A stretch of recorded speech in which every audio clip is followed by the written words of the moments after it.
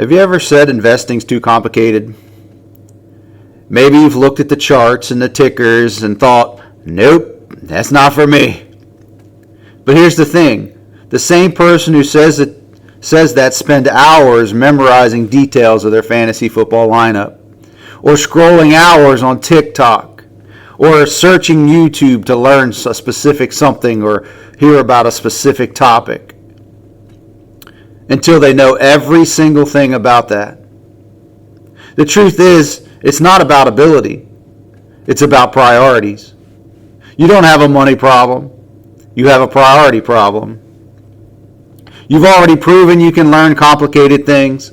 Fantasy football has stats and rosters and projections and injury reports, and that's all data.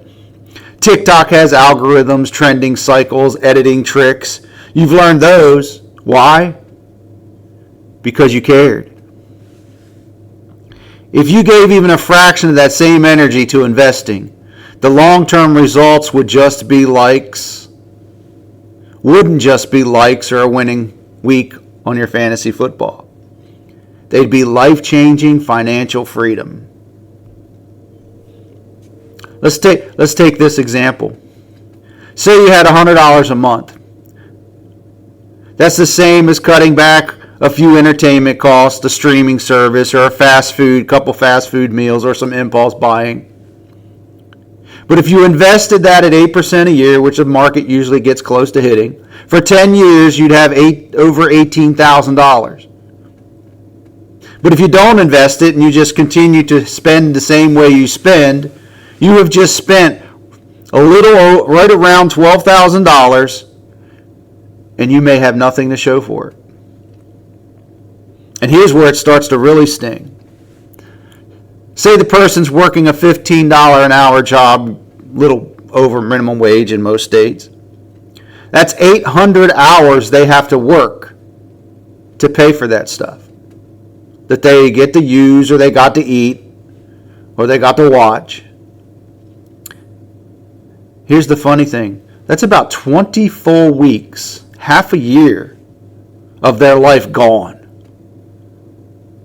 All for temporary entertainment instead of long-term growth.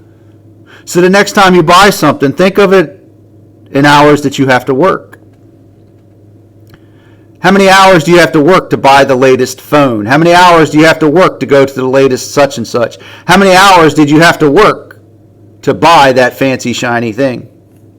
How many hours did you have to work to go to the fancy place to eat instead of cooking at home? Think of it that way. Might change your perspective. Imagine someone buying something for $12,000. They would have to work half a year if they were making minimum wage to pay that off. And then if they financed it, they would probably have to work a year and a half or more. So it's fascinating the way we think about money. So the next time you're tempted to say the market's too complicated, stop yourself. You've already shown you can learn complex things. You've already given time and energy things that don't pay you back.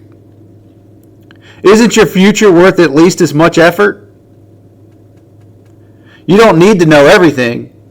You just need to start. And you can go back and watch my previous videos to tell you how to start for as little as $15 a month. Again, I'm not an advisor. I'm just a guy on a journey. He's been there where you were and is trying to change his life and trying to give you the wisdom that God's given me so that he can start working in yours too. See you next time.